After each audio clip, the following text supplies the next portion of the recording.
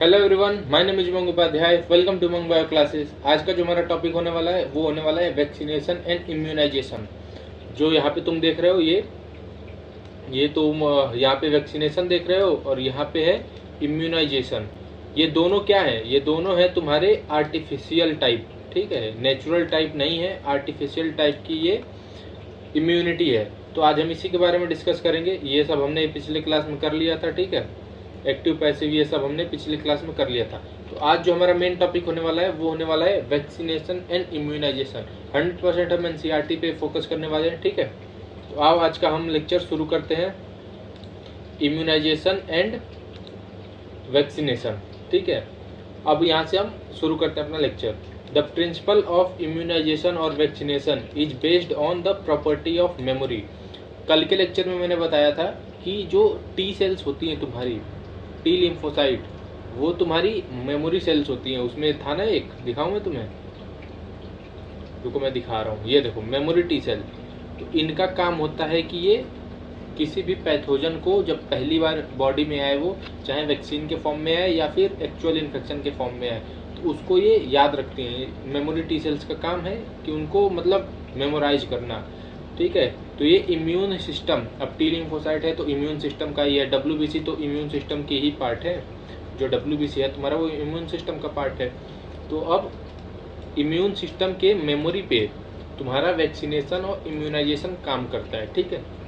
अब वैक्सीनेशन में क्या होता है, वैसे मैंने कल बता दिया था लेकिन एनसीईआरटी में लिखा है तो पढ़ते हैं। वैक्सीनेशन में preparation of antigenic protein of pathogen और inactivated weakened pathogen are introduce into the body. अब देखो यहाँ पे जो है वैक्सीनेशन में क्या होता है। अब कोरोना वायरस के एग्जांपल से हम लेते हैं, ठीक है। कोविड-19 के वायरस जो वैक्सीन आया था उसमें क्या था, उसमें कोविड वायरस जो था, जो कोरोना वायरस जो था, एक्चुअल में जो वायरस था, उसे इतना कमज़ोर कर दिया गया था कि वो हमारी बॉडी में आने के बाद कोरोना मतलब बीमारी नहीं पैदा कर पा रहा था, ठीक है। तो उसी को, या तो अब तुम्हें इतना पता होगा अगर तुमने मॉलिक्यूलर बेसिस पढ़ा होगा या बायोमोलिक्यूल्स भी पढ़े होगे, तो कि जब डीएनए कुछ बनाना होता है तो प्रोटीन के फॉर्म में कोई भी इंफॉर्मेशन देता है, और डीएनए का वो पार्ट जहाँ पे कोई इन्फॉर्मेशन होती है उसे हम जीन बोलते हैं, ठीक है। तो अब वो पार्ट ही तो मतलब कुछ बीमारी पैदा कर रहा है, उतना पार्ट। तो या तो हम उस एंटीजेनिक प्रोटीन का, हम मतलब उस पैथोजन को वो एंटीजेनिक प्रोटीन से हम वैक्सीन बना लें, या फिर उस पूरे वायरस को ही हम इतना कमज़ोर कर दें कि वो हमारी बॉडी में बीमारी ना पैदा कर सके, इससे हम वैक्सीन बना लें, ठीक है। तो यहाँ से हमारी बन जाती है वैक्सीन। और वैक्सीन को हम जब इंसान के अंदर मतलब इंजेक्ट करते हैं तो हमारी जो इम्यून सिस्टम की सेल्स हैं उसे पहचानती हैं और उसके खिलाफ अपने हथियार, मतलब जो भी अब उसे मतलब ख़त्म करना है, मार के ख़त्म करना है। नहीं तो अगर वो बढ़ गया बाई चांस तो मतलब हमारी बॉडी में बीमारी पैदा कर सकता है। कोई भी वायरस, कोई भी पैथोजन, जरूरी नहीं है, मैंने बस कोरोना का एक एग्जाम्पल लिया, ठीक है। तो अब हमारी बॉडी एंटीबॉडीज बनाती है, ठीक है। These antibodies are produced against these antigens would neutralize the pathogenic agent during the actual infection। अब क्या हुआ, अब देखो वैक्सीन लगाने से फ़ायदा क्या हुआ। वैक्सीन लगाने से ये फ़ायदा हुआ कि हमारी बॉडी को पहले एक ओवरव्यू मिल गया कि ऐसा कुछ आएगा तो उसे ख़त्म करना है। अब जैसे मान लो एक ही बार पूरे चारों तरफ से अटैक कर दे कोई किसी पे भी, तो बहुत कम चांस है ना उसके बचने का। लेकिन अगर उसे थोड़ा बहुत पहले से आइडिया रहे तो अपनी तैयारी करके रहेगा। तो वही हम करते हैं कि पहले कमज़ोर को अपने इम्यून सिस्टम में दिखा देते हैं कि ये आएगा तो तुम्हें बीमार पैदा करेगा, ठीक है, तुम्हें बीमार करेगा, ठीक है। तो अब जब एक्चुअल में वो आता है ना, तो हमारी इम्यून सिस्टम पहले से तैयार रहती है कि इसके लिए कौन सा केमिकल डालें कि ये ख़त्म हो जाए। तो वही बोल रहा है कि जब एक्चुअल इन्फेक्शन होता है तो न्यूट्रलाइज कर देते हैं उस पैथोजन को, ठीक है। इतना ही है। The vaccine also generate memory, B and T cells that recognize the pathogen quickly on subsequent exposure and overwhelm the invader with a massive production of antibodies। अब देखो तुरंत इसमें एंटीबॉडी जब दोबारा आता है, दोबारा जब वो सेम पैथोजन अटैक करता है, जैसे मान लो किसी को कोरोना का वैक्सीन लगा, अब उसे एक्चुअल में कोरोना हो गया, तो अब क्या उसकी बॉडी क्या करेगी, अब उसे पता है कि कैसे कौन सा एंटीबॉडी बनाना है, तो वो उसका मास प्रोडक्शन, मैसिव प्रोडक्शन कर देगी उस एंटीबॉडी का, ताकि अगर 10 कोरोना के वायरस आए हैं तो 1 लाख, 1000, 1 लाख एंटीबॉडीज बना देगी ताकि उसे आसानी से निपट जाए, ठीक है। If a person is infected with some deadly microbes to which quick immune response is required.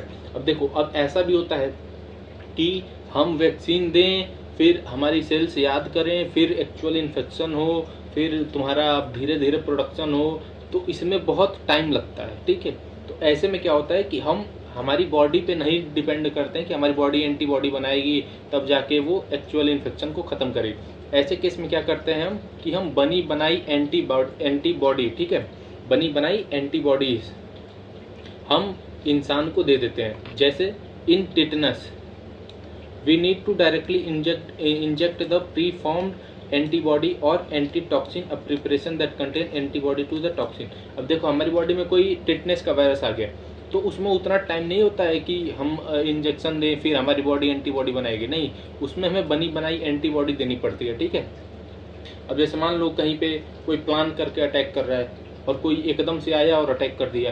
Planning में पता होता है, अगर चांस होता है कि लीक हो जाएगी इन्फॉर्मेशन, लेकिन अगर कोई ऐसे ही उठा, सो के उठा और अटैक कर दिया, समझ रहे हो, तो टिटनेस में क्या होता है कि हमें बहुत कम टाइम मिलता है, उसमें हमें एंटीबॉडी बनाने के टाइम नहीं है, हमें बनी बनाई चाहिए। तो इसमें हम टिटनेस हो गया, फिर स्नेक बाइट का केस हो गया। The injection which is given to the patient contain preformed antibody against the snake venom. This type of immunization is called passive immunization। Passive में याद रखो, पैसिव में पास कर रहे हैं। ठीक है, अब यहाँ से दोनों चीज़ तुम्हारी क्लियर हो गई। वैक्सीनेशन में क्या करते हैं, हम वैक्सीन देते हैं ताकि हमारी बॉडी एंटीबॉडी बनाए। इम्यूनाइजेशन में हम क्या करते हैं, इम्यूनाइजेशन में हमें बनी बनाई एंटीबॉडी मिलती है। ठीक है, इतना क्लियर हो गया। अब बनी बनाई एंटीबॉडी आएगी कहाँ से, मतलब तुम्हें अगर ऐसा लग रहा है कि हमारी बॉडी एंटीबॉडी बनाती है तो हमारे लिए, क्योंकि तुम्हें पता है ना कि हमारी, अभी नहीं तुम पढ़े हो, आगे इसी लेक्चर में बताएंगे हम कि हमारी बॉडी खुद के में और दूसरे के सेल्स में पता लगा लेती है। ठीक है, तो अब तुम ये सोचो कि हम वो बनी बनाई बॉडी एंटीबॉडी हमारे बॉडी में आएगी तो नुकसान नहीं करेगी, ऐसा नहीं है। तो देखो कैसे होता है ये रिकॉम्बिनेंट डीएनए टेक्नोलॉजी, ये तुम बायोटेक्नोलॉजी में पढ़ोगे, आखिरी के जो लास्ट के 3 चैप्टर्स के पहले। ठीक है, आखिरी के 4थे और 5वें चैप्टर है ना बायोटेक्नोलॉजी, क्लास 12th में, उसमें हम पढ़ते हैं पूरा।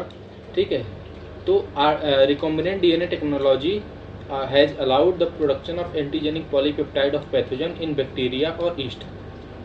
तो बैक्टीरिया और ईस्ट की मदद से हम आउटसाइड द ह्यूमन बॉडी, मतलब इंसान के शरीर के बाहर भी हम वैक्सीन बना सकते हैं, एंटीबॉडीज बना सकते हैं। ठीक है, vaccines are produced using this approach allow large scale production, hence greater availability for immunization।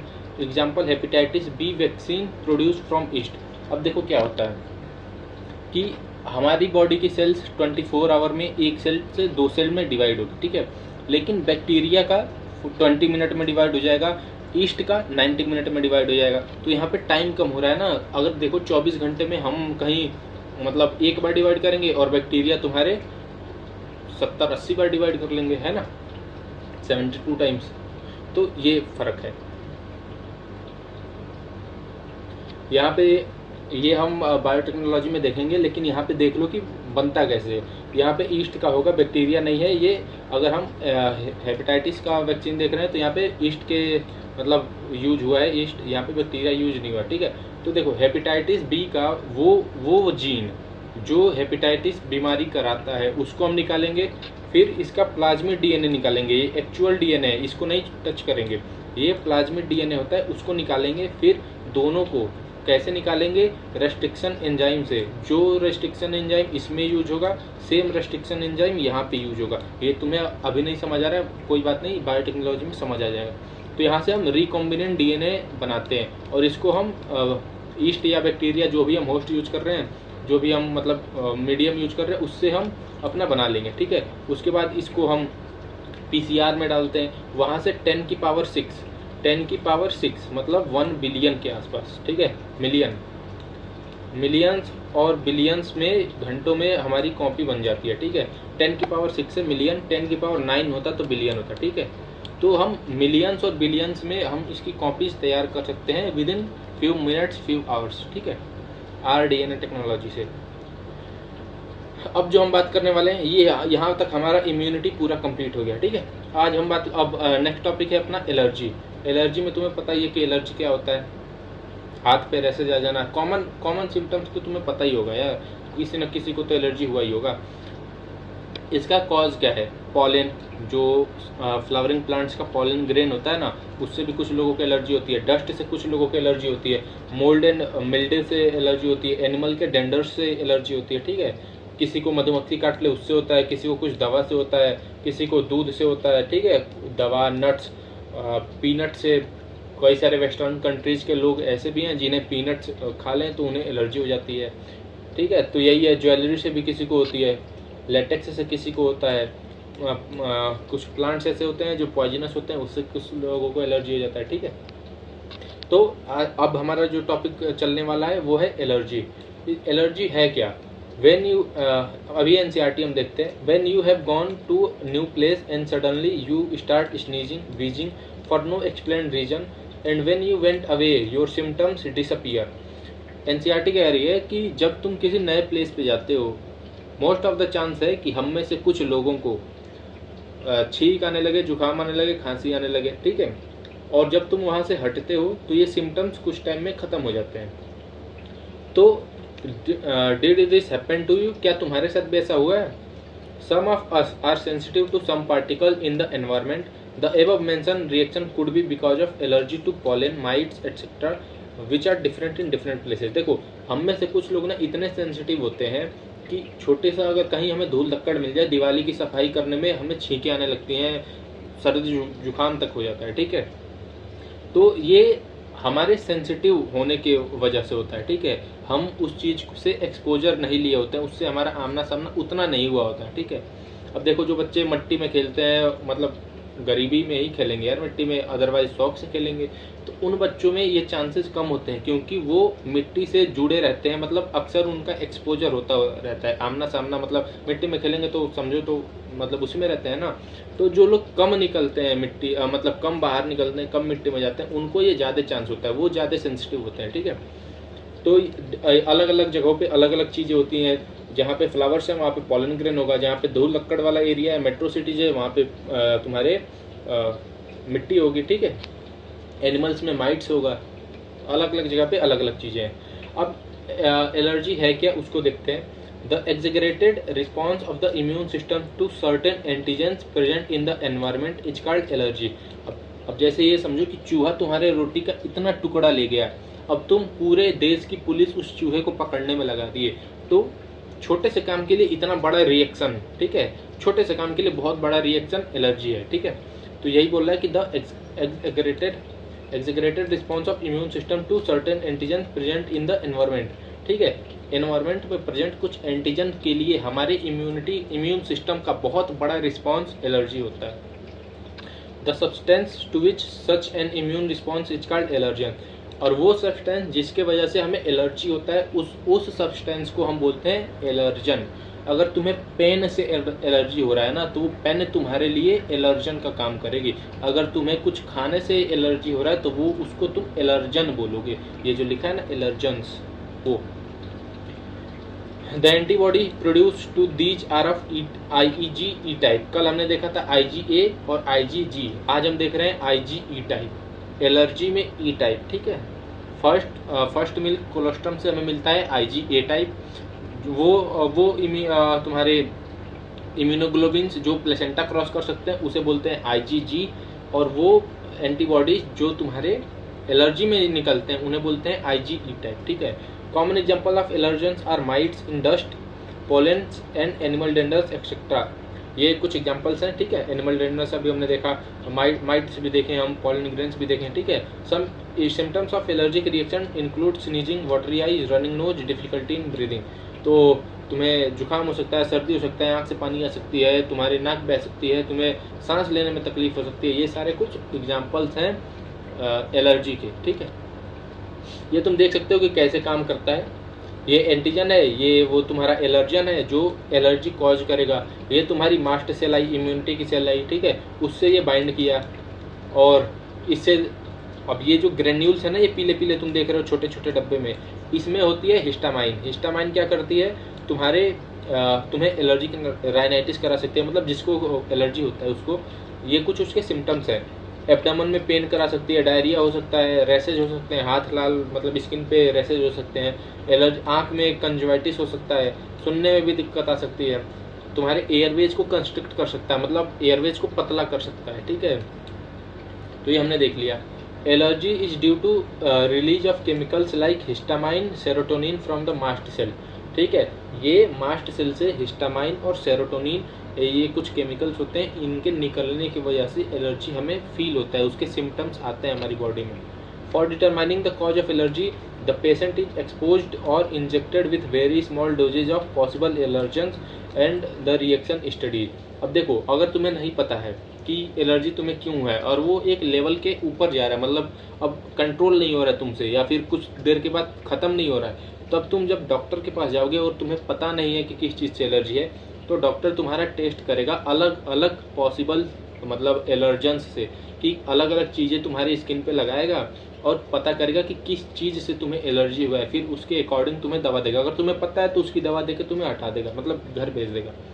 The use of drugs like antihistamine, adrenaline and steroid used quickly to reduce the symptoms of allergy। ठीक है, antihistamine, adrenaline and कुछ steroid हमारे मतलब treatment में use होते हैं, allergy के लिए ट्रीटमेंट में यूज होते हैं, ताकि हम एलर्जी के सिम्टम्स को कम कर सकें जल्दी से। ये हमने देख लिया मैकेनिज्म। ठीक है, आगे देखते हैं, और इसमें कुछ लिखा है, somehow modern day lifestyle has resulted in the lowering of immunity। आज का जो मॉडर्न लाइफ स्टाइल है ना, जो लोग मॉडर्न तरीके से रहते हैं, बाहर नहीं जाते हैं, मिट्टी लग जाएगी हो है ना, तो उससे हमारी इम्यूनिटी भी कमज़ोर हो रही है। पहले के लोग ना मिट्टी में खेलते थे तो उनकी इम्यूनिटी भी अच्छी होती थी। And more sensitive to allergens, और एलर्जेंस के लिए हम और कमज़ोर होते जा रहे हैं, एलर्जेंस के लिए हमारी प्रतिरोधक क्षमता, इम्यूनिटी कमज़ोर होती जा रही है। More and more children in metro cities of India suffer from allergy and asthma due to sensitivity of the environment। Metro city, जहाँ जहाँ मेट्रो हाई लेवल पे मेट्रो चलती है ना, मतलब भीड़े है मेट्रो की, एक दो मेट्रो नहीं, भीड़े है मेट्रो की, वहाँ की सिटीज़ में जो बच्चे हैं वो एलर्जी के लिए और अस्थमा के लिए, उनमें एलर्जी और अस्थमा बहुत कॉमन पाया जाता है, क्योंकि वहाँ का एनवायरनमेंट ही ऐसा है कि बच्चों को घर से बाहर भेजेंगे नहीं। This could be because of protected environment provide early in life. यहाँ पे एनसीईआरटी लिख रही है कि ये इसलिए भी होता है ताकि बच्चे जब छोटे होते हैं तो उन्हें प्रोटेक्टेड इन्वायरमेंट में रखा जाता है, एक बचा के इन्वायरमेंट में रखा जाता है। घर में रखे रहोगे तो भैया एलर्जी अस्थमा सब होगा, इसीलिए एनसीईआरटी बोल रही है, मैं नहीं बोल रहा, तुम यहाँ पे देख सकते हो। This could be because of protected environment provided early in life. ठीक है, तो इसलिए बाहर जाओ, खेलो, मिट्टी में खेलो, हाँ, लेकिन याद रहे कि चोट लगे मिट्टी में ना जाओ, क्योंकि मिट्टी से बीमारियां भी होती हैं फिर। अब देखो किससे किससे इंसान को एलर्जी हो सकता है। एलर्जी टेस्ट हम देखते हैं, cat danders, dog danders, horse danders. ठीक है, blue mussels, clam, cod fish, crab, halibut, lobster, orange roughy, yeast, whey, wheat, soyabean, lemon, lentil, lettuce, बहुत सारी चीज़ें हैं जिससे इंसान को एलर्जी हो सकती है। अब देखो, अगर तुम्हें एलर्जी से बचना है, इस दर्दनाक दर्द से बचना है, तो तुम्हें नॉर्मल रहना है। कहीं भी जाओ, अगर तुम्हें लगता है कि तुम्हें एलर्जी हो सकती है, मास्क लगा लो यार, मास्क लगा लोगे कोई एलर्जी नहीं होगा। और अगर तुम्हें अगर हो गया, अगर नहीं पता है, तो इतनी दर्द वाले, ये तो अभी मैंने जानबूझ करके थोड़ा अच्छा इमेज लिया है, नहीं तो पूरी बॉडी के ऑर्गन्स लग जाते हैं प्रिक करने में। तो क्या होता है कि जैसे यहाँ पे ना देखो, इसको आठ जगह पे इसे छेदा गया है सुई से। अब वहाँ पे अलग अलग केमिकल डाल, देख रहे हो, ये जो है यहाँ पे अलग अलग केमिकल का यूज कर रहा है। अब देखेगा कि इसको किस चीज़ से एलर्जी हो रहा है। अब ये पता कर रहा है, टेस्ट कर रहा है, एलर्जी का टेस्ट कर रहा है, तो ये पता कर रहा है कि किस चीज़ से इसको एलर्जी है। अब अगर जहाँ पे ये केमिकल डाला है ना, अगर तुम देख पा रहे हो तो वहाँ पे अब सिम्टम्स इसके दिखेंगे, रैसेज होंगे, फिर इचिंग होगा, ये सब होगा। तो अब उस केमिकल का दवा देगा। अब देखो कितना दर्दनाक है भाई। अब मैं कुछ नहीं बोल रहा, मैं बोल रहा हूँ कि मास्क लगा के चलो। ठीक है, अभी ये क्या है, ये क्या है, देखने में तो इम्यूनिटी ही लग रही है।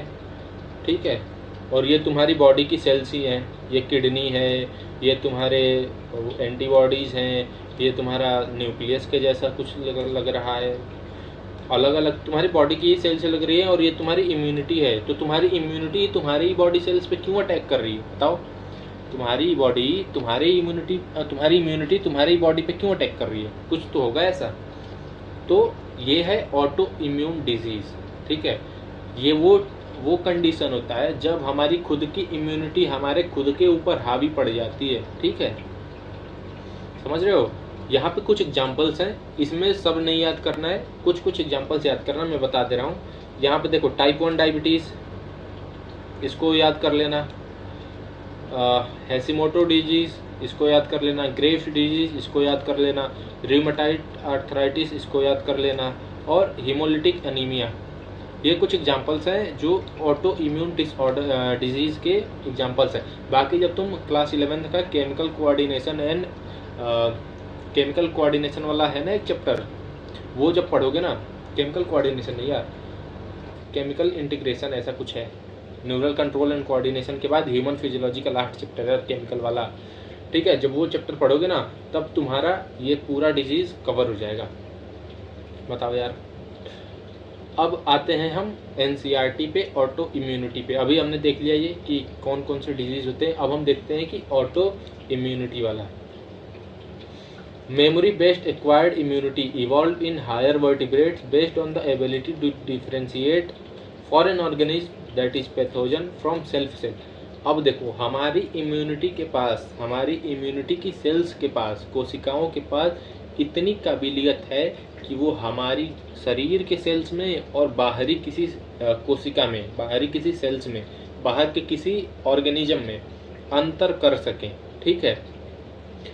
उसी को हम बोलते हैं अपनी इम्यूनिटी। इतना तो हमने देख लिया था। अब जब इसमें दिक्कत आ जाती है कि हमारी बॉडी की सेल्स, हमारी बॉडी की इम्यूनिटी हमारी खुद की सेल्स को नहीं पहचान पाती और उसी को ख़त्म करने लगती है, तब दिक्कत होती है ऑटो इम्यूनिटी की, ठीक है।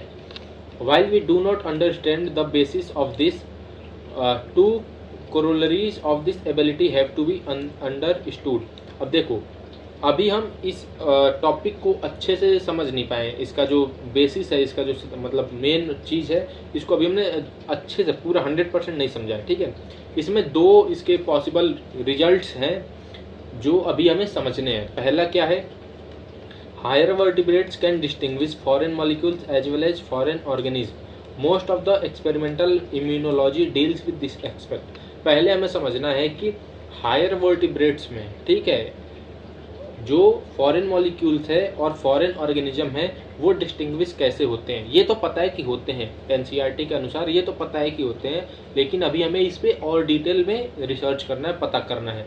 जो एक्सपेरिमेंटल इम्यूनोलॉजी से डील करते हैं वो इस बारे में पता कर रहे हैं। दूसरा क्या है, sometimes due to genetic and other unknown reasons. अब अननोन रीजन्स है ना, अब इसी को हमें पता करना है।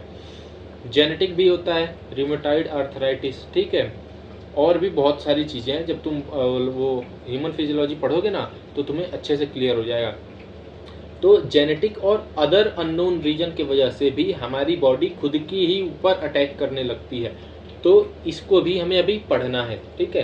तो ये दो एस्पेक्ट जो हैं, ये दो तुम्हारी जो है लाइंस, इनको अभी हमें पढ़ना है, और ये इस पे हमारे जो साइंटिस्ट हैं जो इस पे रिसर्च करते हैं वो पता कर रहे हैं, ठीक है। यहाँ पे तुम देख सकते हो लिखा है कि to corollaries of this ability have to be understood, ठीक है।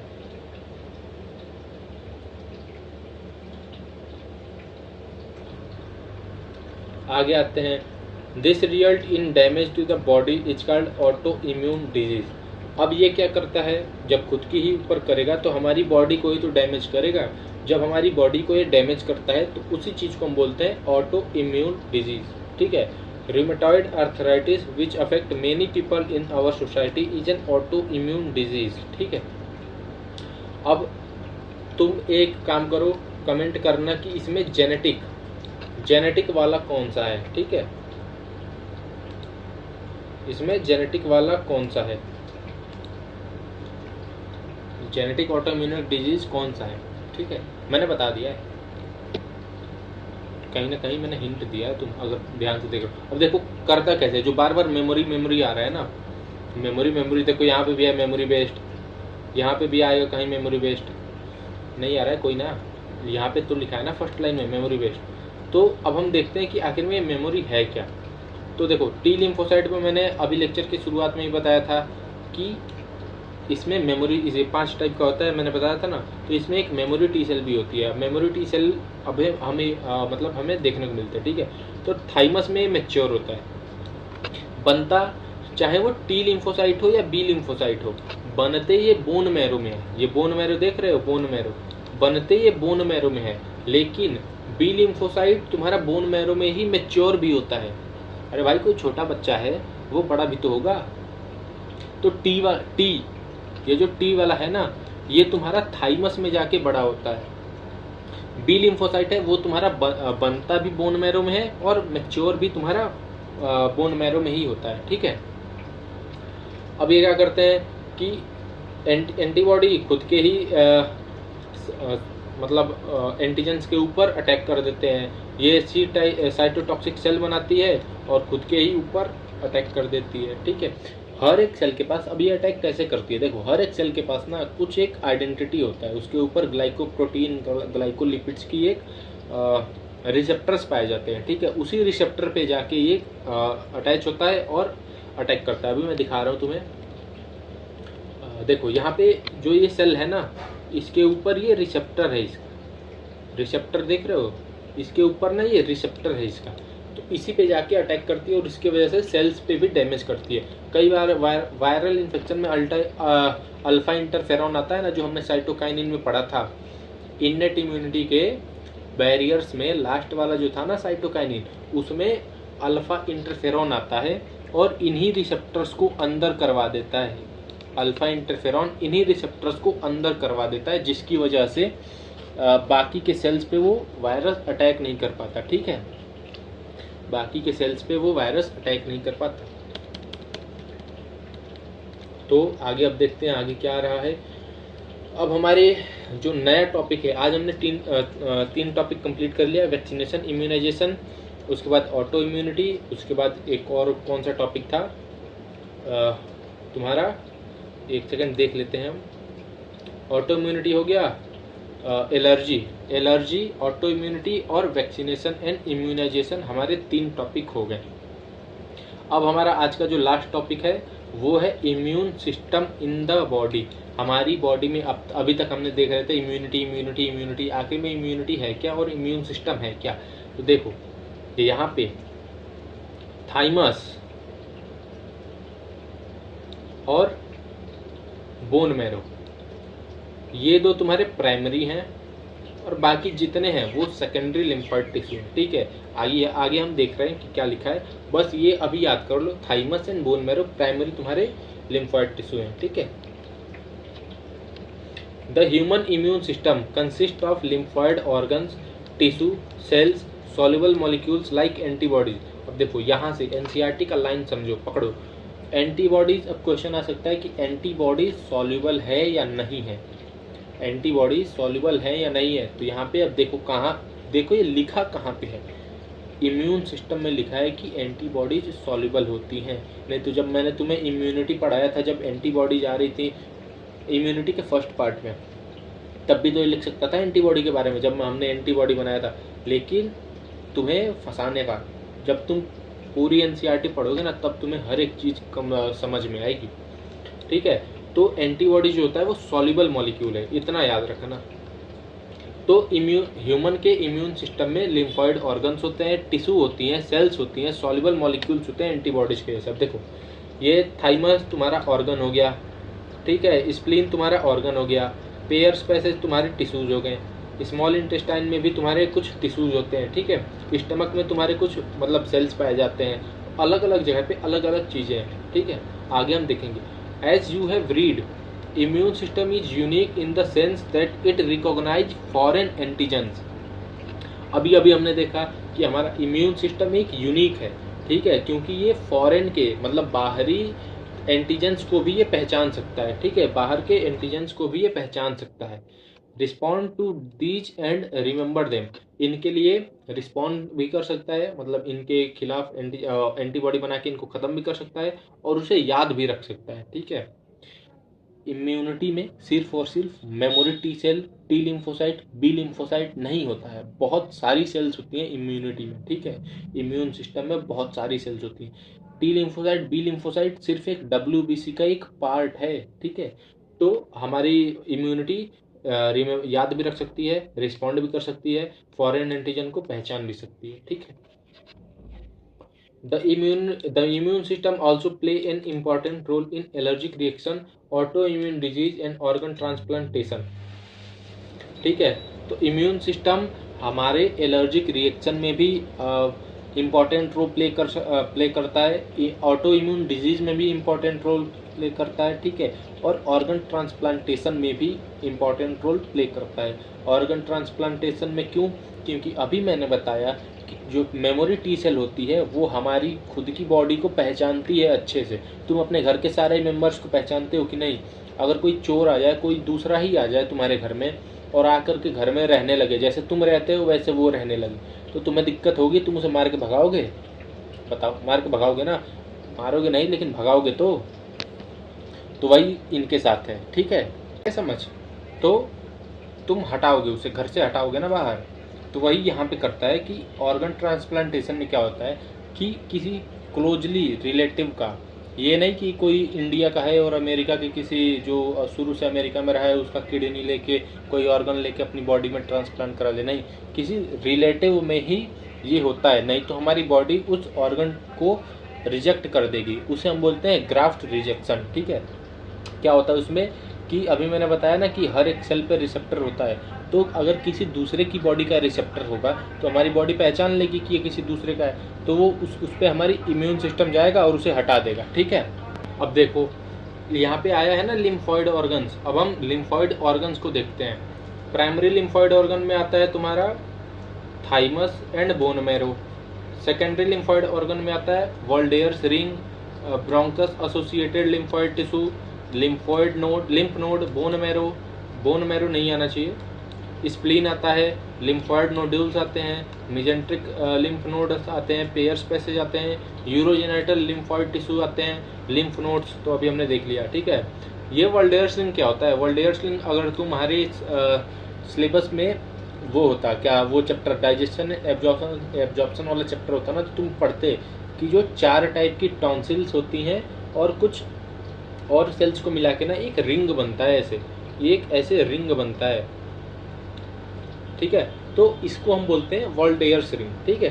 तो ये भी तुम्हारे इम्यून सिस्टम का ही एक पार्ट है। तुम सुने होगे कि अगर किसी को थोड़ा सा इन्फेक्शन हो जाए ना तो यहाँ पे सूज जाता है, ठीक है। तो यहाँ पे जो टॉन्सिल होता है ना वो फूल जाता है। क्यों फूलता है? यहाँ पे जो लिम्फ नोड होता है, जो टॉन्सिल्स होते हैं, वो भी मतलब इन्फेक्शन, इनका काम क्या है? इनका काम ये है ना कि अगर जो तुम्हारी बॉडी में एंटीजन आया, जो बैक्टीरिया, जो वायरस है, उनको पकड़ लेना। ये पुलिस चौकी के काम करती है कि एरिया में जो चोर आ रहे हैं ना उनको पकड़ के रख लेना। लेकिन एक बात बताओ, अगर पूरा का पूरा एरिया ही चोर बन जाए तो थाना एकदम, समझ रहे हो ना, कहाँ रखोगे तुम? या तो उस पुलिस स्टेशन को खूब बड़ा कर दो तभी तो रख पाओगे, और नहीं तो फिर अलग अलग जेल्स में डालो। तो जब हमारी बॉडी के पास ऐसा तो है नहीं कि तुरंत एक नया लिम्फ नोड बना दे, तो उसी में रखती है और वो फूलते जाता है, ठीक है। जब बहुत ज़्यादा बैक्टीरिया या तुम्हारे वायरस आ जाते हैं तो हमारे लिम्फ नोड फूल जाते हैं, ठीक है। आओ अब एनसीईआरटी देखते हैं, वीडियो भी थोड़ा लंबा हो जाएगा आज का lecture. These are the organs where origin and or maturation of and proliferation of lymphocytes occur. Lymphocytes मतलब T lymphocyte, B lymphocyte। तो लिम्फॉइड ऑर्गन वो ऑर्गन्स होते हैं जहाँ पे लिम्फोसाइट का ओरिजिन, मैच्यूरेशन और प्लोरीफेरेशन, ठीक है, ये होता है। The primary lymphoid organs are bone marrow and thymus where immature lymphocyte differentiated into antigen sensitive lymphocyte. अब मैंने तुम्हें बताया था कि जो तुम्हारे कुछ एंटीबॉडीज होते हैं वो एकदम एंटीजन के स्पेसिफिक, इन्नेट वाला देखो, इन्नेट शुरुआत में मैंने क्या बताया था, जो इन्नेट इम्यूनिटी होती है वो स्पेसिफिक नहीं होती है, वो स्पेसिफिक नहीं होती है, वो सबके लिए काम करती है। अब WBC कोई ये थोड़ी है कि वो टिटनेस के वायरस को मारेगा या फिर बैक्टीरिया कोल्ड के वायरस को मारेगा या फिर टाइफॉइड के बैक्टीरिया को मारेगा, है ना। तो ये वाली जो होती है वो इन्नेट इम्यूनिटी, वो स्पेसिफिक नहीं होती। ये जो तुम्हारी एक्वायर्ड इम्यूनिटी होती है, जो तुम्हारे T लिम्फोसाइट, B लिम्फोसाइट होते हैं, ये मेमोरी बेस्ड होते हैं, ये स्पेसिफिक होते हैं। तो इनका जो डिफरेंशिएशन है और मैच्योरेशन है ये तुम्हारा बोन मैरो और थाइमस में होता है। ऊपर हमने अभी मैंने बताया कहाँ पे क्या होता है। After maturation lymphocyte migrate to secondary lymphoid organ like spleen, lymph node, tonsils, pair patches of small intestine and appendix।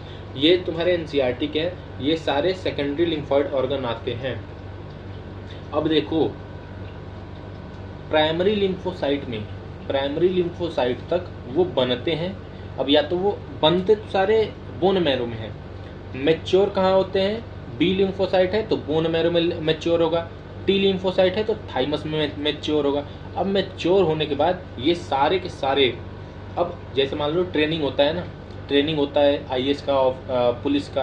अब ट्रेनिंग तो किसी एक कैंप में होगा, उसके बाद जब वो पुलिस बन जाएंगे, आईएएस बन जाएंगे, तो उनको देश के अलग अलग कोने में तो भेज देंगे हम नौकरी के लिए, सर्विस के लिए।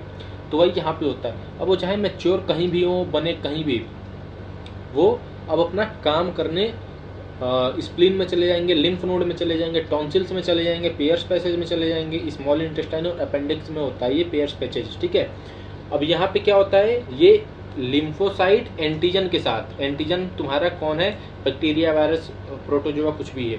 ठीक है। अब इनके साथ यहाँ पे इनका आमना सामना होता है इन सेकेंडरी लिम्फॉइड ऑर्गन्स में।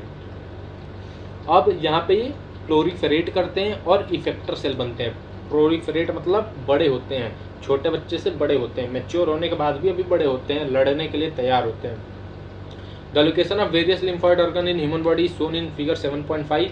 ये है तुम्हारा एनसीईआरटी का figure. Lymph node, thymus, lymphatic vessel, ये हमने देख लिया यार, इससे अच्छा इमेज हमने देखा था। ठीक है, देखो तो ये तुम्हारा पूरा इम्यून सिस्टम है। The bone marrow is the main lymphoid organ where all the blood cells including lymphocyte are produce. अब बोन मैरो देखो, जो बोन मैरो है ना वो मेन लिम्फॉइड ऑर्गन है। बोन मैरो तुम्हारा मेन लिम्फॉइड ऑर्गन है। यहाँ पे सारी की सारी ब्लड सेल्स, सारे के सारे लिम्फोसाइट्स यहीं पे बनते हैं। मैच्योर वो अलग अलग जगह पे हो सकते हैं, मैच्योर वो चाहे बोन मैरो में हो या थाइमस में हो, वो एक अलग मैटर है। प्रोड्यूस वो बोन मैरो में होते हैं। ठीक है। अब यहाँ पे मैच्योर होने के बाद वो अलग अलग सेकेंडरी लिम्फॉइड ऑर्गन में जाके अपना काम करते हैं। ठीक है। द थाइमस इज लोब्ड, अच्छा थाइमस पे आ गए ना, अब थाइमस के बारे में देखते हैं। The thymus is lobed organ located near the heart and beneath the breast bone. Breast bone ये कॉलर बोन होती है ना, ये वाली बोन, इसके नीचे बीनीथ और नियर हार्ट, यानी हार्ट यहाँ पे और इसके नीचे यहाँ पे तुम्हारा जो होता है वो थाइमस होता है। ठीक है। Thymus is quite large at the time of birth but keep reducing in size with age and by time puberty is attained it reduced to a very small size। देखो जो नया नया बेबी हुआ रहता है उसमें थाइमस का size बहुत बड़ा होता है, प्यूबर्टी आने तक ये बहुत छोटा हो जाता है और जैसे जैसे उम्र बढ़ती है ये और छोटा होते जाता है, रेट्रोग्रेसिव प्रोग्रेस करता है। ठीक है, रेट्रोग्रेसिव प्रोग्रेस करता है। ठीक है। उम्र बढ़ेगी थाइमस छोटा होगा, उम्र बढ़ेगी थाइमस छोटा होगा, इम्यूनिटी कम होती जाएगी विथ उम्र। ठीक है। Both bone marrow and thymus provide micro environment for the development and maturation of T lymphocyte. T lymphocyte में बोन मैरो भी हेल्प करता है और थाइमस भी हेल्प करता है टी लिम्फोसाइट को। The spleen is large bean shape organ, it mainly contain lymphocyte and phagocytes. It acts as filter of blood by trapping blood-borne microorganisms. Spleen also has a large reservoir of erythrocyte, इसे graveyard of RBC भी बोलते हैं। ठीक है। तो spleen bean shape की होती है, यहाँ पे तुम देख सकते हो, ये तुम्हारा स्टमक है, ये जो ये वाला जो है ना वो स्टमक है और ये तुम्हारा स्प्लीन है। ठीक है। तो ये बीन शेप का होता है, इसमें जनरली लिम्फोसाइट होते हैं और फैगोसाइटोटिक सेल्स होती हैं जो फैगोसाइटोसिस करती हैं। जैसे मान लो ये वायरस है, अब ये फैगोसाइटोटिक सेल है, ये आएगी इसको खा जाएगी, अब इसे खत्म कर देगी। ठीक है। ये ब्लड को फिल्टर ऑफ ब्लड, ये ब्लड के लिए फिल्टर का काम भी करता है। क्या फिल्टर करता है? ब्लड बॉर्न माइक्रो ऑर्गेनिज्म, जो ब्लड में माइक्रो ऑर्गेनिज्म आते हैं जो हमारी बॉडी के लिए नुकसान करते हैं, उनको ये ट्रैप करके ख़त्म कर देता है। ठीक है। Spleen also has a large reservoir of erythrocyte. Spleen के पास बहुत सारी इरिथ्रोसाइट्स भी होती हैं। Erythrocyte in the sense red blood cell. और ये एक चीज़ और, ये जो आरबीसी स्प्लीन है ना, ये पुरानी 120 दिन से पुरानी 120 डेज से पुरानी आरबीसी को ख़त्म भी कर देता है, ठीक है, क्योंकि वो उतना सफिशिएंटली ऑक्सीजन कैरी नहीं कर पाती है, ठीक है। तो ये 120 दिन से पुरानी आरबीसी को ख़त्म भी कर देता है, ठीक है। लिम्फ नोड के बारे में देखते हैं। The lymph node are small solid structure located at different points along the lymphatic system. अब ये देखो यहाँ पे, ये जो तुम देख रहे हो ना, ये नेटवर्क सा, ये कुछ गोल गोल गोल गोल, यहाँ पे भी देखो ये, तो ये जो गोल गोल गोल से है ना, ये वो लिम्फ नोड्स हैं, और ये जो पूरा लाइन बना है वो लिम्फ वेसल्स हैं, ठीक है। तो लिम्फ नोड क्या है कि पूरे बॉडी में फैला होता है, स्मॉल सॉलिड स्ट्रक्चर होता है। लिम्फेटिक सिस्टम में कुछ कुछ जगह पे, अलग अलग लोकेशंस पे कुछ सॉलिड स्ट्रक्चर्स पाए जाते हैं, कुछ गोल गोल से स्ट्रक्चर्स पाए जाते हैं, उसे हम लिम्फ नोड कहते हैं। और जब एक्चुअली इन्फेक्शन होता है ना, तो ये फूल जाते हैं। Lymph node serve to trap micro organism और other antigens which happen to get into lymph and tissue fluid, ठीक है। जो लिम्फ में या टिश्यू के फ्लूइड में, अब तुमने पढ़ा होगा ना कि कैपिलरीज से होके कैपिलरीज में आती है, कैपिलरीज एकदम माइन्यूट होती है। अब वहाँ से टिश्यू, हर एक सेल के पास, तुम्हारा ये पता, हर एक सेल के पास ब्लड जाना चाहिए, हर एक सेल के पास न्यूट्रिशन जाना चाहिए। तो अब हर एक सेल में इतना तो है नहीं ना कि हर एक सेल में नस घुसा दो, इतना छोटा छोटा तो सेल होता है यार, उसमें नस कहाँ से घुसा दोगे, है ना। तो वहाँ पे फाइन, वहाँ पे ऐसे होता है कि एक तालाब जैसे होता है यार, कि वहाँ पे सारे लिक्विड रहेंगे और वहाँ पे सारे सेल्स के पास डायरेक्ट चले जाएंगे, ठीक है। तो वहाँ पे अगर कोई माइक्रो ऑर्गेनिज्म आ गया, या लिम्फ में कोई माइक्रो ऑर्गेनिज्म आ गया, लिम्फ कुछ नहीं होता है, जो तुम्हारा मेन सर्कुलेटरी पाथवे होता है, उसी से एक हट के पाथवे होता है, उसी को लिम्फ बोलते हैं, जनरल भाषा में समझो, ठीक है। तो वहाँ पे अगर कोई माइक्रो ऑर्गेनिज्म आ गया, कोई मतलब इन्फेक्शन वाला वो आ गया ऑर्गेनिज्म, तो उसे वो ख़त्म कर देगा लिम्फ नोड, ठीक है। क्यों? क्योंकि इसके पास लिम्फोसाइट होते हैं और फैगोसाइटोटिक सेल होती हैं, ठीक है। Antigens trap in lymph node are responsible for activation of lymphocyte present there and cause the immune response. ये जो एंटीजेंस होते हैं जो लिम्फ नोड में पकड़े जाते हैं, ये क्या करते हैं, हमारे लिम्फोसाइट को, टी लिम्फोसाइट और बी लिम्फोसाइट को एक्टिव करते हैं ताकि उन्हें ख़त्म किया जाए। कहने का इसका मतलब है कि हमारे इम्यूनिटी को, हमारे इम्यून सिस्टम को ये एक्टिव करते हैं कि अब चोर आ गए हैं, अब तुम बच सको तो बच लो, मुझे मार सको तो मार लो, मैं तुम्हें आके अब बीमारी करूँगा। ये एनसीईआरटी का कहना है कि लिम्फ नोड लिम्फ नोड का काम क्या है। देखो, लिम्फ नोड का काम ये है कि ये बैक्टीरिया को, वायरस को, जो तुम्हारी बॉडी में कुछ बीमारी पैदा करे, उसको पकड़ते हैं। अब पकड़ते हैं तो ये, अब जो वो है वायरस बैक्टीरिया, वो हमारी बॉडी के इम्यून सिस्टम को एक्टिव करते हैं। इम्यून सिस्टम में लिम्फोसाइट को एक्टिव करते हैं, वो लिम्फोसाइट जाके उनका खेल ख़त्म करता है और हमारी इम्यूनिटी को, मतलब एक्टिव, एक तरह से देखो तो इम्यूनिटी को एक्टिव किया, और फिर जब एंटीजेंस को ख़त्म हो गए तो फिर हमारी इम्यूनिटी नॉर्मल हो गई। अब आओ, there is lymphoid tissue also located within the lining of major tract, respiratory, digestive, urogenital tract, called mucosa associated lymphoid tissue mold. It contain about 50% of lymphoid tissue in the human body. अब देखो, lymphoid tissue तुमने समझ लिया क्या है। अब ये जो तुम देख रहे हो ना, ये चारों लेयर्स, ये तुम्हारे यहाँ से ईसोफेगस से लेके, ईसोफेगस नाम सुने होगे, ईसोफेगस से लेके तुम्हारे रेस्पिरेटरी ट्रैक्ट से लेके तुम्हारे यूरोजेनाइटल ट्रैक्ट से लेके, हर एक जहाँ पे भी एक पाइप जैसा स्ट्रक्चर है ना, पाइप जैसा, उसमें सेम ऐसे ही अगर तुम देख रहे हो ना, तुम्हारा ईसोफेगस, तुम्हारा स्टमक, तुम्हारी इंटेस्टाइन अगर ऐसे है ना, तो उसको बीच से काटो और उसका ये वाला हिस्सा देखो ना, ये वाला बीच से काट के उसका, ये जैसे मान लो ये है ना, इसको यहाँ से हमने काटा और इधर से देखोगे तो सेम ऐसे ही दिखेगा। तो यहाँ पे 4 लेयर होती है, आउटर होती है सीरोसा, उसके अंदर होती है मस्कुलेरिस, अब ये भी 2 टाइप की होती है, उसके अंदर होती है सब म्यूकोसा और उसके अंदर होती है म्यूकोसा। अब ये म्यूकोसा जो है ना, ये वाली लेयर यहाँ पे ब्लू कलर में मैं कर रहा हूँ, देखो इसको ध्यान से, ये जो म्यूकोसा है ना, तुम्हें ब्लैक दिख रहा होगा, ब्लू भी दिख जाएगा। देखो ये जो है ना, ये वाली लेयर, इसमें 50% हमारी लिम्फॉइड टिश्यू होते हैं, हमारी ह्यूमन बॉडी के 50% लिम्फॉइड टिश्यू होते हैं हमारी बॉडी के, ठीक है। अब ये, इसको हम बोलते हैं malt, mucosa associated lymphoid tissue, ठीक है, समझ गए। तो आज का हमारा लेक्चर यहीं पे ख़त्म होता है यार, काफ़ी लंबा हो गया, ठीक है। अगले क्लास में हम देखेंगे एड्स को, ठीक है। अब हमारे 2 से 3 लेक्चर्स, अब देखो मेरे पास टोटल 2 टॉपिक है और समरी है। इस चैप्टर का समरी और टोटल 2 टॉपिक। तो मैं सोच रहा हूँ कि अगले लेक्चर में, कैंसर हमने कर लिया पहले ही, तो अगले लेक्चर में हम क्या करें कि ड्रग एंड अल्कोहल अब्यूज कर लें। उसके बाद आखिरी लेक्चर में एड्स और इस चैप्टर की समरी, वो दोनों करके 2 लेक्चर में ख़त्म कर देंगे। जितना बड़ा ये लेक्चर है इससे छोटा ही आगे के 2 लेक्चर्स होंगे। ठीक है, तो मिलते हैं फिर नेक्स्ट क्लास में, तब तक के लिए टेक केयर, सी यू।